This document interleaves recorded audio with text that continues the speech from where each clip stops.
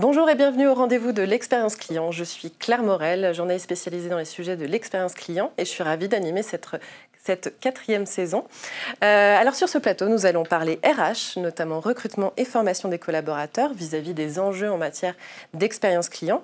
Aujourd'hui, les assurés demandent à la fois de l'efficacité, de la rapidité, de la personnalisation, tout en attendant aussi une prise en charge humaine et empathique.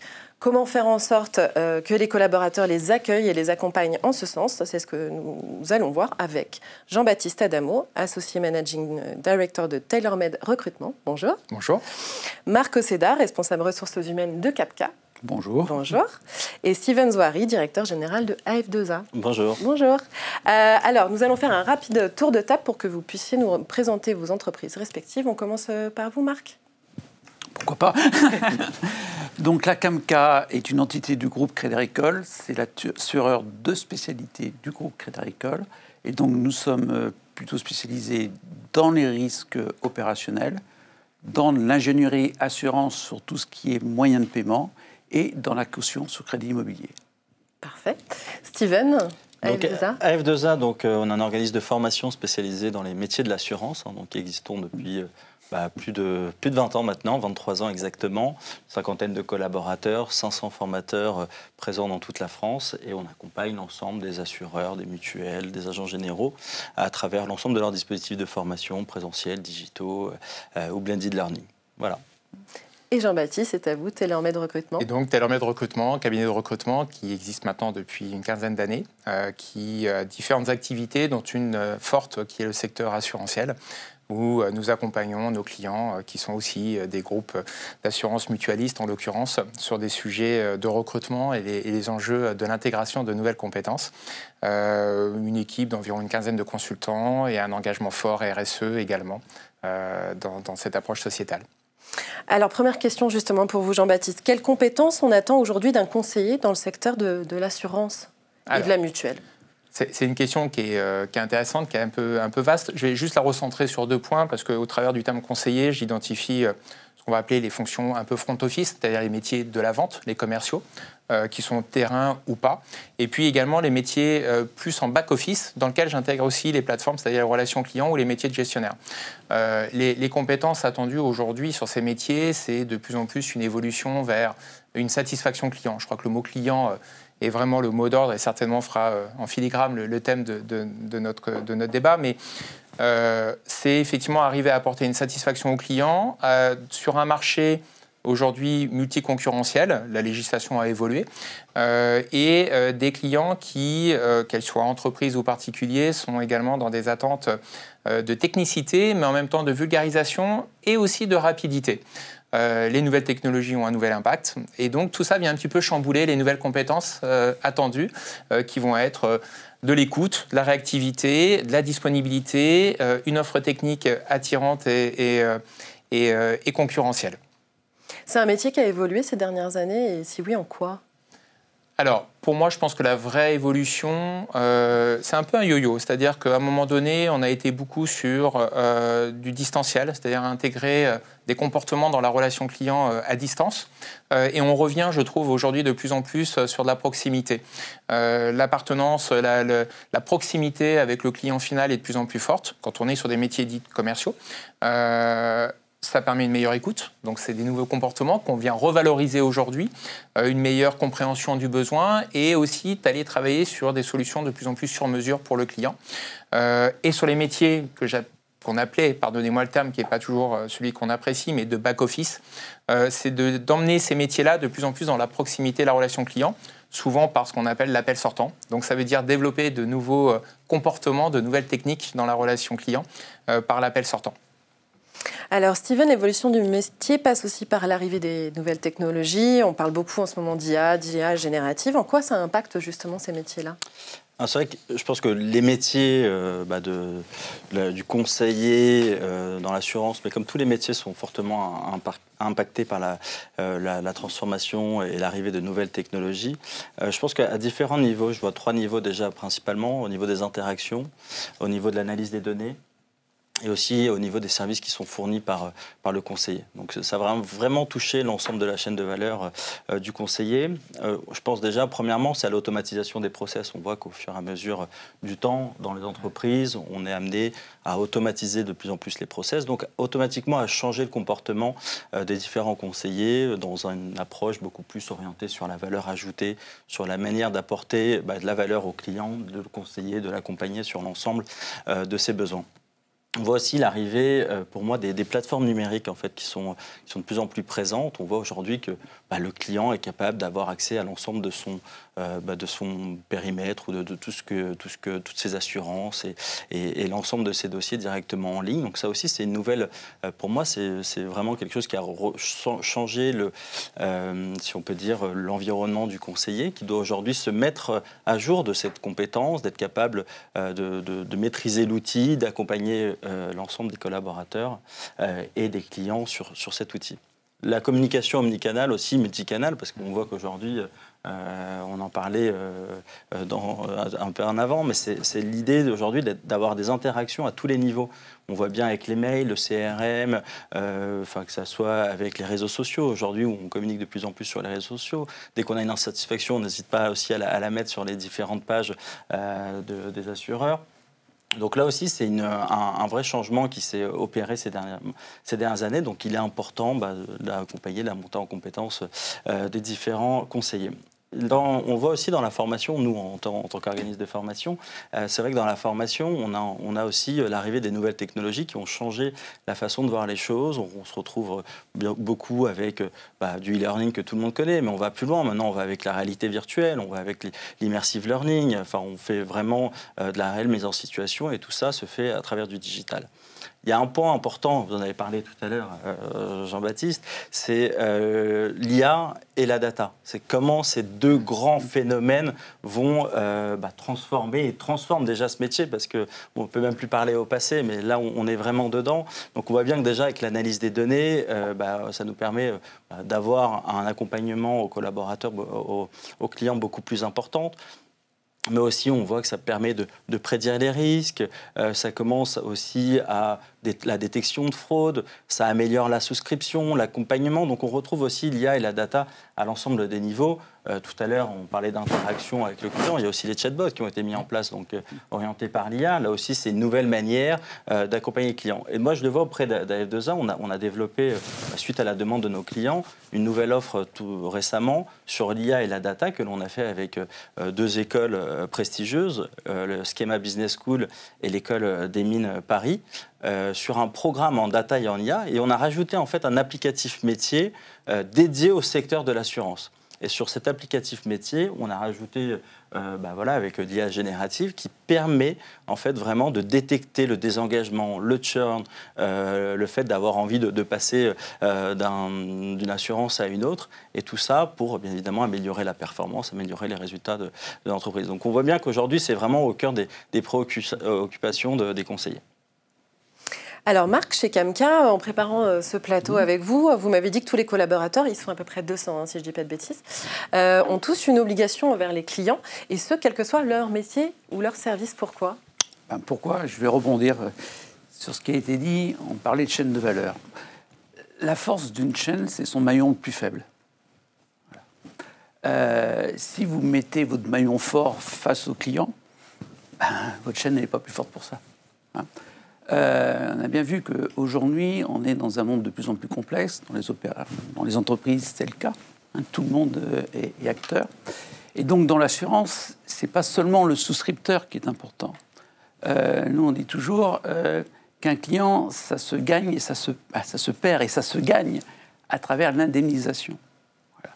Donc, bien sûr, investir sur ces tâches qui ne sont pas forcément parfois les plus nobles, l'indemnisation. Mais ça va être aussi les comptables, ça va être les informaticiens, parce que si votre système d'information ne marche pas, vous pouvez avoir le meilleur souscripteur, le meilleur indemnisateur, le client va être face à un grand vide. Et bien sûr, même aussi la RH. Alors, est-ce que ça se sent dans vos critères de recrutement aujourd'hui ? Est-ce que vous avez des critères justement pour avoir des gens finalement qui sont orientés clients, comme on dit souvent ? Oui. On l'avait dit votre regard m'intéresse, mais moi, je suis dans une maison d'expertise. J'ai toujours en plaisantant une maison de haute assurance au regard de la banque d'affaires. Donc, j'ai des experts. Voilà. La problématique de l'expert, c'est qu'il ne s'intéresse pas forcément à l'autre, il va s'intéresser à son expertise. Et au fur et à mesure, on a fait évoluer nos recrutements. Avec un critère un peu simpliste, c'est est-ce que je m'intéresse à l'autre? Est-ce que le collaborateur... Alors, pour moi, il y a 3 critères qui sont importants. C'est l'intérêt à l'autre, voilà, l'écoute, et bien sûr la rigueur. C'est est-ce que je fais ce que j'ai dit que je vais faire. Une réaction justement, Jean-Baptiste, par rapport à ces critères? Je partage complètement. C'est vrai qu'aujourd'hui, alors au-delà de ces éléments qui ont été évoqués, nous, en tant que recruteurs, une des demandes aussi les plus fortes dans la sélection des profils, c'est oui, une orientation client. Et client, pas forcément dans une dynamique commerciale, de vente, mais de compréhension, d'écoute, de diagnostic, mais aussi des critères de compétences, par exemple la manipulation d'outils informatiques. Avant, un chargé de clientèle, alors pour vous donner un chiffre, en moyenne, on recrute entre 200 et 300 chargés de clientèle ou gestionnaires back-office, donc gestion de sinistres, etc., pour nos clients assurantiels. Et depuis 10 ans, on a vu vraiment une évolution qui est de plus en plus forte aujourd'hui, avec déjà capacité à travailler sur multi-outils informatiques, multi-logiciels. On l'a évoqué, l'intelligence artificielle qui va venir presque en direct donner des informations sur la relation client qu'on doit savoir gérer, qu'on doit savoir piloter. Multi-information avec la digitalisation de toutes les données du client. Et en même temps, il faut avoir à l'esprit que cette personne doit avoir cette vivacité de toujours garder des fondamentaux qu'on a tous connus il y a 15 ans ou 20 ans, quand on faisait ce métier de la relation client, qui est de rester à l'écoute du client et de savoir détecter les signaux forts qui permettent effectivement d'apporter la satisfaction.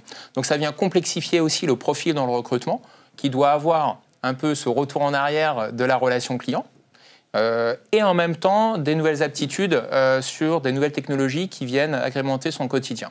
Voilà. Et ça vient apporter une complexité parce que en fonction des secteurs, le profil type a été pendant très longtemps un profil bac. Aujourd'hui, on est de plus en plus orienté sur un profil bac plus 2. Je parle de back-office gestion niveau 1, niveau 2, ou de la relation client. Et on s'aperçoit que même sur un niveau bac plus 2, on commence à avoir encore des freins.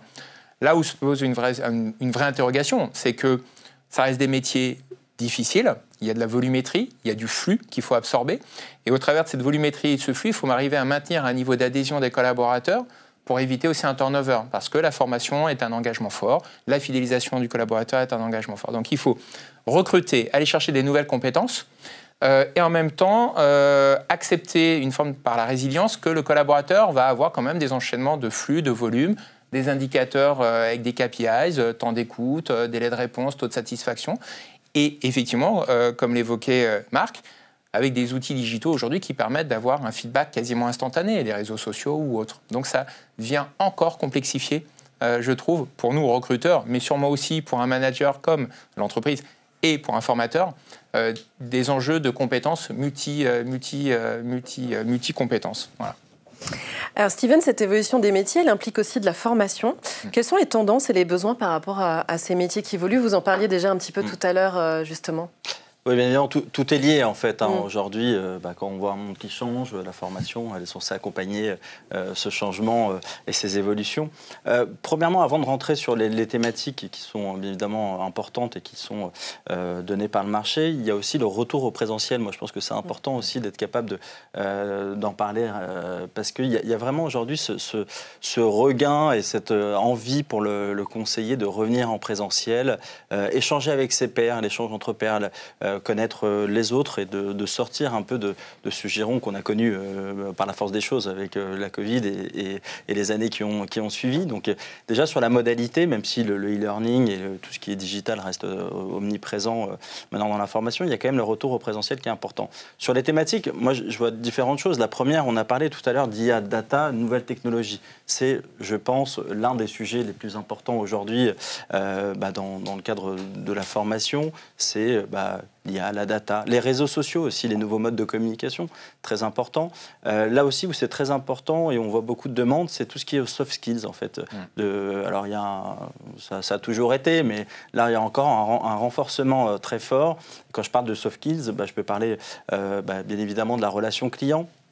On peut parler aussi de la partie communication, la partie conseil. Alors, le devoir de conseil, on en parle très régulièrement, mais le devoir de conseil, la vente. Et par contre, il y a un nouveau sujet qui est arrivé, alors, qui a toujours existé, mais encore plus présent, c'est tout ce qui est QVT, la qualité de vie au travail. Alors nous, on a un nombre de demandes assez impressionnantes sur la qualité de vie au travail. Donc on voit bien, pour rejoindre le recrutement, c'est aussi des éléments aujourd'hui qui sont devenus clés. Après, on va retrouver tout ce qui est formation technique, produit, et qui va en adéquation avec les évolutions. On peut parler du green. On peut parler du risque météo, évidemment c'est assez lié, mais tout ce qui est lié à la cybersécurité, tout ça sont des sujets bien évidemment très importants et sur lesquels les conseillers sont amenés aujourd'hui à se former. Et bien évidemment, en plus de tout ça, la formation réglementaire, comment ne pas en parler, hein, parce que toutes les entreprises bien évidemment ont cette contrainte, mais c'est vrai que nous chez F2A, on a une ambition, c'est de faire de cette contrainte vraiment une opportunité. Et une opportunité, c'est que tous les sujets dont on a parlé tout à l'heure, c'est d'arriver à les inclure dans cette fameuse obligation. Alors, pour les assureurs de la DDA, donc tout le monde connaît, donc je vais citer ces 3 lettres. Et c'est vraiment arriver à accompagner le collaborateur dans sa montée en compétences, qu'il soit le conseiller, pour que on se serve de cette contrainte, mais on le forme, on lui donne les compétences pour s'adapter au monde qui change, pour s'adapter aux nouvelles évolutions, aux nouvelles technologies. Et ça, c'est vraiment un point, je pense, très important. Donc voilà pour moi les points importants aujourd'hui de la formation. J'en profite du coup pour rebondir, Marc, par rapport à la qualité de vie au travail. Bon, on se dit finalement, ça a toujours été une préoccupation, quoi qu'il en soit dans les entreprises. Mais est-ce qu'aujourd'hui, c'est un peu plus prégnant ? Si on n'est pas langue de bois, ça n'a pas été tout le temps une préoccupation. J'ai pas voulu, moi, vous froisser. Hein. Et la deuxième chose, c'est qu'il ne faut pas que ça soit du marketing RH. Il faut être très prudent dans ses propos. Moi, je parlerais d'engagement réciproque, pour aller vers un engagement réciproque. Si vous voulez que ça fonctionne, il vous faut un collaborateur engagé. Ça, c'est clair. Donc, on va attendre des choses de la part du collaborateur. Mais autrefois, j'allais dire, la RH attendait, les ressources humaines, on attendait de nos collaborateurs qu'ils se donnent complètement. Et ça allait quasiment de soi. Et puis, les entreprises ont évolué. Donc, les collaborateurs ont compris que l'engagement qu'ils donnaient, ils n'avaient pas forcément la réciprocité. Et je pense qu'aujourd'hui, il faut arriver, effectivement, au côté engagement de l'entreprise.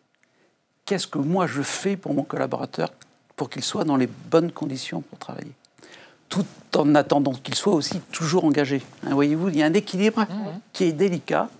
Alors je sais qu'il y a un slogan en disant « mes collaborateurs en premier feront que mes clients seront servis ». Il faut quand même passer, alors mes cheveux blancs ne doivent pas trop impacter mon discours, mais on arrive aussi avec des jeunes générations qui ont plus l'habitude d'avoir un nom, d'accord ? Donc, et on a des métiers de contraintes. Les contraintes réglementaires, elles sont là. Quand on parle de la DDA, c'est pas parce qu'il y a une institution qui a voulu se faire plaisir. C'est quand on va proposer de l'assurance à un client, quand on va le conseiller, il faut derrière les connaissances. Donc, à partir de là, je remets bien ce concept d'engagement réciproque, engagement de l'entreprise pour effectivement faire que le collaborateur soit dans de bonnes conditions, mais il n'y a pas que les locaux, il n'y a pas que la table de ping-pong, la qualité de la cantine ou du café, mais il y a la formation, vous venez d'en parler, il y a le management, comment le manager, il y a le projet d'entreprise, faire comprendre quelle est ma place, et puis faire que le travail soit intéressant. Je pense qu'on a un investissement fort côté entreprise, faire que le travail du collaborateur soit intéressant. Je dirais qu'il ait quelque chose à raconter le soir, réellement, quand il rentre. Je reviens sur l'histoire de la formation, Steven. Par rapport à la formation continue, qu'est-ce qui est important aujourd'hui, justement, en matière de formation continue ? Déjà tout ce qu'on vient de dire, bien évidemment, mais ça permet aux collaborateurs déjà de rester compétitifs, parce qu'on voit bien qu'on a un marché qui évolue, ça change, il y a des changements, il y a des nouvelles technologies qui arrivent, et c'est vrai que déjà, je pense que le premier point, c'est de faire en sorte que, il reste compétitif, il y a une évolution de ses compétences. La formation continue, c'est un peu plus que ça aussi, c'est être capable de donner des nouvelles compétences. Donc, d'aller sur des nouveaux marchés, d'aller développer son employabilité, acquérir de nouvelles compétences. Et ça peut passer par les certifications, ça peut passer par la formation, donc il y a pas mal de choses. Mais on parlait de qualité de vie au travail. Enfin, je pense que l'un des éléments clés aussi de la formation continue, c'est donner de la qualité aux collaborateurs, la qualité de vie professionnelle, et être capable justement de l'accompagner dans son parcours au sein d'une entreprise. Donc on voit bien que de toute façon, la formation, on le sait, c'est un investissement, que ce soit pour l'entreprise, pour le collaborateur ou le conseiller en l'occurrence, c'est un investissement de temps, d'énergie, d'argent pour l'entreprise ou pour lui-même. Mais il y a vraiment, c'est primordial aujourd'hui, on ne peut pas s'en passer, on ne peut pas laisser le monde avancer et ne pas former nos collaborateurs parce que après on va avoir des problématiques de performance, de productivité, d'être au niveau par rapport aux autres. Donc c'est vraiment, je pense, il faut vraiment le voir comme une opportunité. Et c'est vrai qu'en France, on est pas mal accompagné dans la formation, mais là encore, je pense qu'il faut toujours boire le verre à moitié plein plutôt qu'à moitié vide et de se dire comment on fait en sorte de prendre cette contrainte qui est pour certaines entreprises restera une contrainte, et surtout pour les petites entreprises. Je pense aux agents généraux ou aux courtiers qui sont peu, et ils se disent tiens, on va se retrouver encore avec de la formation. Mais non, mais prenez le temps. La contrainte de la DDA, on a parlé de ces 15 heures. Moi, quand j'entends des fois des courtiers ou des agents généraux me dire que ah oui, moi, 15 heures, c'est long, je prends toutes les formations qui sont gratuites parce que je n'ai pas envie de la financer. En fait, ils perdent le temps de ces 15 heures au lieu de se dire je vais prendre mes 15 heures pour monter en compétences, pour aller vers, je sais pas, de l'IA, de la data, du Excel, tout un tas de sujets qui vont lui permettre demain d'être plus performant. Et on se rappelle, l'objectif, c'est la performance, la satisfaction client et bien évidemment que chacun ait une qualité de vie au travail la plus bénéfique possible. En termes de qualité de vie, justement, est-ce que vous observez des entreprises qui mettent en place des enquêtes de satisfaction collaborateurs, des indicateurs particuliers, etc. Est-ce que c'est quelque chose qui se fait davantage aujourd'hui? Est-ce qu'on est plus soucieux de ça ou pas? Oui, quand même. Enfin, je ne donnerai pas de nom précis, mais on voit bien que c'est un vrai sujet aujourd'hui dans l'entreprise. Autant avant, comme vous l'appeliez, Marc, c'était souvent un côté marketing, de dire tiens, on fait attention à nos collaborateurs. Aujourd'hui, c'est un peu plus que ça quand même. On voit bien qu'il y a cet intérêt, cette ambition pour l'entreprise d'apporter un plus aux collaborateurs, que ce soit avec de la mise en place du télétravail, que ce soit avec le fait d'accepter pour ses collaborateurs qu'ils aillent travailler depuis n'importe où. Ça existe. Moi, même dans la petite structure qui est la nôtre, on a quelques collaborateurs qui sont complètement déportés, qui travaillent en région, au soleil, qui ont cette chance, à la différence de nous, et avec en plus une météo un peu plus agréable. Donc voilà, c'est ça. Mais oui, on parlait tout à l'heure de la table de ping-pong. Alors, moi, c'est pas là-dessus que je vais me pencher, mais c'est aussi, quand on va dans les entreprises, on voit bien ce climat qui se dégage, qui n'existait pas il y a quelques années. Moi, ça fait 10 ans que je fais ça. Je n'avais pas rencontré tant d'entreprises que ça il y a 10 ans qui proposaient ces choses. Moi, je peux rebondir. Au Crédit Agricole, ça fait maintenant un peu plus de 10 ans qu'on a des enquêtes. Donc, chaque entité peut la faire ou ne pas la faire. Ça s'appelle l'IER, l'indice d'engagement et de responsabilité. Donc, toujours avec les mêmes questions. Alors, de temps en temps, il y en a une ou deux en plus, mais voilà. Et ça nous permet aussi de regarder par rapport aux autres entités du groupe où on se situe, par rapport aussi parfois au marché. Et puis nous, ça nous permet vraiment de travailler. On s'est aperçu, par exemple, que comme on est assureur spécialisé dans un groupe bancaire, nos collaborateurs ne connaissaient pas bien le Crédit Agricole. Donc on a investi massivement et régulièrement alors que pour nous, c'était évident, les anciens du Crédit Agricole qui travaillaient à la CAMCA, c'était naturel. Et non, il a fallu faire, mais c'est grâce à ça. Et depuis, le sentiment d'appartenance, il a évolué. Et si on n'avait pas eu cette enquête et cette alarme, nous ne l'aurions pas diagnostiqué. Très bien. Jean-Baptiste, oui. J'en viens au métier de conseiller. Conseiller de clientèle qui... alors là, pour le coup, je parle de tous les secteurs parce que souvent, c'est quelque chose que j'ai observé vu que je travaille sur les sujets de l'expérience client. C'est un métier parfois qui manque de reconnaissance, que ce soit en interne ou en externe. Comment on fait pour attirer vers ces métiers? Est-ce que vous avez des difficultés justement pour recruter et attirer vers ces métiers-là? Alors oui, on a du mal à recruter sur ces métiers. C'est des métiers qui souffrent d'une image qui n'est pas très positive, avec tout ce qu'on s'est dit en termes de donner du sens, de la valorisation. Il ne faut pas oublier que c'est des métiers qui ont une certaine pression, qu'elle soit sur de l'objectif commercial de vente, qu'elle soit sur le taux de satisfaction du client, que les indicateurs sont affichés sur l'écran du collaborateur, peuvent être affichés dans des CSP ou dans des salles open space avec des tableaux qui, au quotidien, vous donnent cette information du nombre d'appels en attente, du délai moyen d'attente, du nombre de ventes réalisées ou pas. Donc, c'est des métiers qui sont quand même prenants et souvent, ce sont des personnes qui sont un peu mis, on parlait de chaîne de valeur, font partie de ces gens qui sont au bout de la chaîne de valeur. Alors qu'en réalité, ce sont les premiers acteurs dans la communication avec le client, que ce soit dans un acte de vente ou que ce soit dans un acte de service par rapport à un client. Donc ça, c'est un des éléments qui aujourd'hui, évidemment, est un frein majeur parce qu'il y a ce manque de reconnaissance. Le deuxième élément, c'est qu'on va aller chercher de la compétence de plus en plus pointue avec l'arrivée des nouvelles technologies, avec les nouveaux process.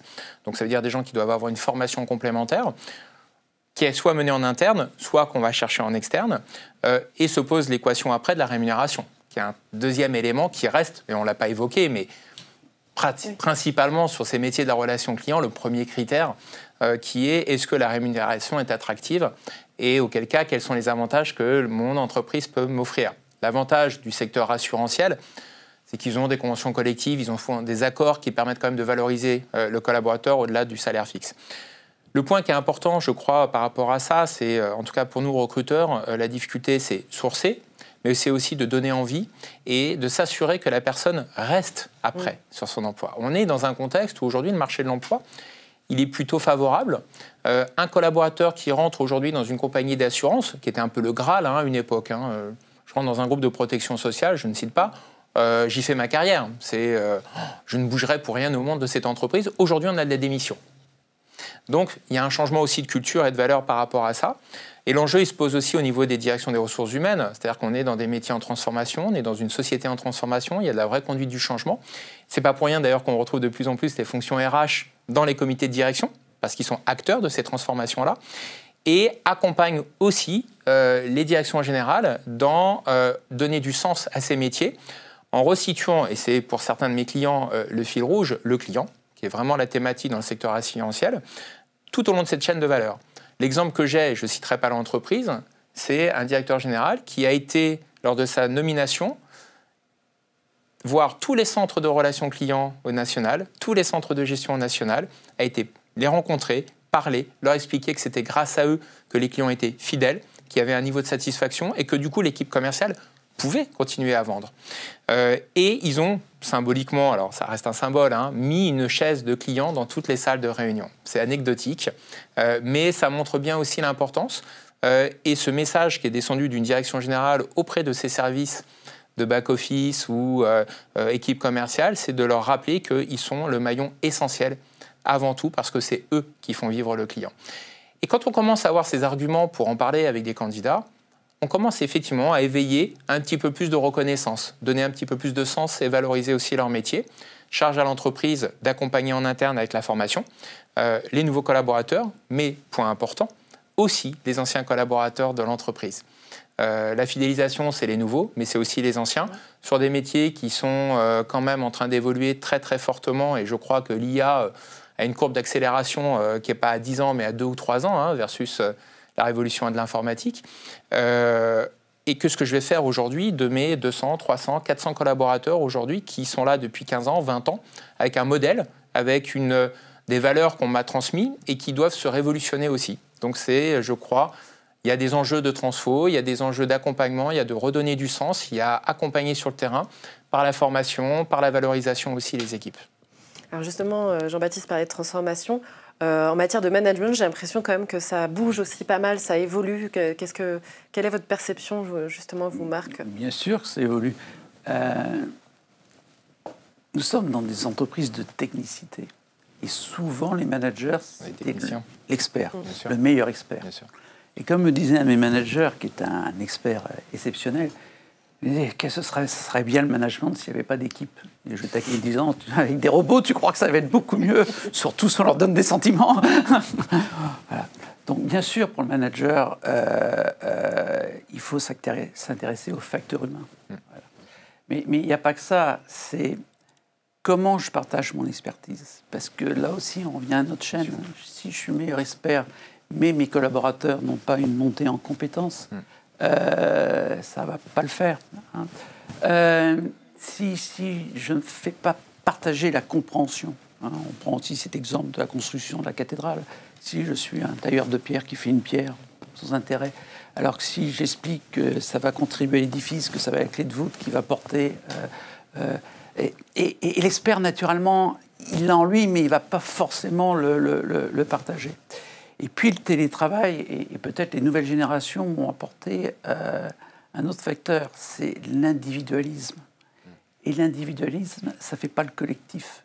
Donc comment moi, manager, je vais ramener mes brebis égarés vers ce collectif, ça c'est important, mais aussi comment j'individualise la relation. Et donc, je reviens un peu à ce que je vous disais tout à l'heure, c'est comment je m'intéresse à l'autre, comment je m'intéresse à mon collaborateur, pour comprendre aussi comment il fonctionne, parce qu'au malheur, il ne fonctionne pas forcément comme moi. Et ça, c'est compliqué d'avoir des gens qui ne fonctionnent pas comme moi. Voilà. Je rejoins complètement, pardon, je fais une aparté, mais je rejoins complètement Simone. On le voit, nous, aujourd'hui, dans les missions de management qu'on a, et je vais rester sur ces métiers, mais ça peut être ouvert d'ailleurs à plein d'autres domaines, où de plus en plus, on ne recherche pas la technicité chez le manager, c'est-à-dire l'expertise du produit ou du métier, mais quelqu'un qui en a quand même une connaissance, évidemment, mais surtout quelqu'un qui sait manager. Voilà. Et le management, ce n'est pas quelque chose qui s'improvise. Le management a été très longtemps un phénomène de méritocratie dans l'organisation. C'est-à-dire que quand j'évolue, quand je suis performant, je deviens manager. Mais je ne pense pas qu'aujourd'hui, je pense que c'est un modèle qui est révolu. Et on est capable, dans des organisations, d'avoir des experts qui viennent en renfort auprès d'une équipe, accompagnés par un manager pour pouvoir apporter, transmettre la compétence technique à des équipes, et un manager qui, lui, par contre, va avoir le talent pour accompagner, motiver, faire grandir son équipe, maintenir un équilibre aussi de vie au sein de ses équipes, pour aller chercher de la performance. Plus un coach, en fait. C'est ça. Le manager coach, le fameux. Exactement. Non, c'est vrai que pour compléter ce que disent Marc et Jean-Baptiste, on voit bien que de toute façon, ça a été révolutionné avec l'arrivée du télétravail. Le manager n'est plus le même qu'il y a quelques années. Et c'est vrai qu'on a plus, on parle de coaching, enfin de coach, mais on peut parler de mentor aussi. Moi, c'est vraiment quelque chose que je vois, c'est d'être capable d'accompagner son collaborateur. Et je pense qu'aujourd'hui, l'une des principales compétences du manager, c'est ça. Et il y a un vrai changement aussi de compétences du manager. Voilà, tout à l'heure, vous parliez de méritocratie. Aujourd'hui, ce n'est pas des experts qu'on cherche forcément. On cherche des managers, donc on doit les accompagner. Alors, il y a des formations management à distance, il y a tout un tas de choses, mais il y a aussi la communication à distance, les nouveaux outils, la gestion de projet, parce qu'aujourd'hui, on ne peut plus manager son équipe comme avant. Et tout ça, c'est assez important. Et je pense qu'il y a un élément encore plus important, c'est un soutien que doit apporter le manager aujourd'hui à ses collaborateurs, un soutien qui soit émotionnel et professionnel. Il faut vraiment qu'il sorte un petit peu des sentiers battus, je dirais, du pur manager. Et pour ça, il doit être empathique, il doit être disponible, il doit être capable d'accompagner son collaborateur sur tous les sujets, mais aussi d'être capable de fixer beaucoup plus, comme on est à distance, les gens sont autonomes, il faut fixer un cap, il faut fixer des ambitions, des objectifs clairs, définis, les suivre, les accompagner. Et pour ça, je pense que si on doit parler du nouveau rôle de manager, oui, c'est vraiment celui qui va être capable d'accompagner son collaborateur et de lui donner les clés pour atteindre les résultats qui sont attendus. Très bien, je vous remercie infiniment, messieurs. Merci pour ma part, je vous donne rendez-vous très prochainement pour le 3e épisode des Rendez-vous de l'expérience client, lors duquel nous aborderons l'impact de l'IA dans la vie des clients et des collaborateurs.